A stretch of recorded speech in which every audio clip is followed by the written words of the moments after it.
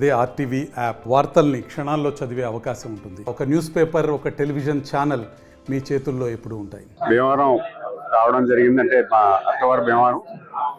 ఆ క్రమంలో ఆయన ఆశీర్వాదం కోసం ఆయన ఇంటికి రావడం జరిగింది. అత్తమామల ఆశీర్వాదం కోసం ఆయన ఇంటికి వచ్చి ఆశీర్వాదం తీసుకొని వస్తే మొత్తం భీమవరం అందరూ కూడా పులకరించి నన్ను దీవించడానికి వచ్చారు. వీళ్ళందరికీ కూడా ప్రత్యేకమైన ధన్యవాదాలు తెలియజేసుకుంటున్నాను.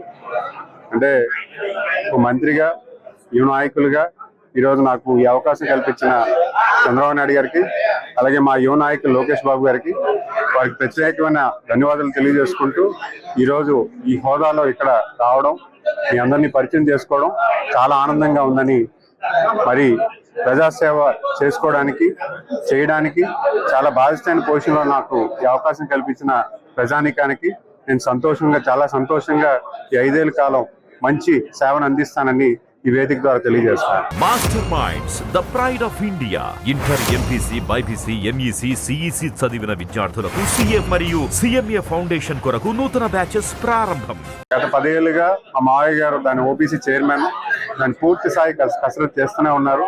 క్షేత్రస్థాయిలో ఏ రకంగా అయితే దాన్ని సాల్వ్ చేసే దశగా ఢిల్లీలో ఆయన పూర్తి స్థాయిలో ఎంతవరకు అయితే తీసుకెళ్లారో అక్కడి నుంచి ముందుకు తీసుకెళ్ళడానికి, ఒక సొల్యూషన్ వచ్చే దశగా పనిచేయడానికి నేను కృషి చేస్తానని, ఒక ఓబీసీ అంటే 3 జిల్లాల్లో బీసీగా పరిగణన చేసుకొని ఈ మిగతా జిల్లాల్లో బీసీ కింద పరిగణన చేసుకోకపోవడం అని జనరల్ కేటగిరీలో అంటే సెంట్రల్ గవర్నమెంట్ ఓబీసీలో పరిగణన లేకపోవడం చాలా బాధాకరం. చాలా మంది విద్యార్థులు నష్టపోతున్నారు.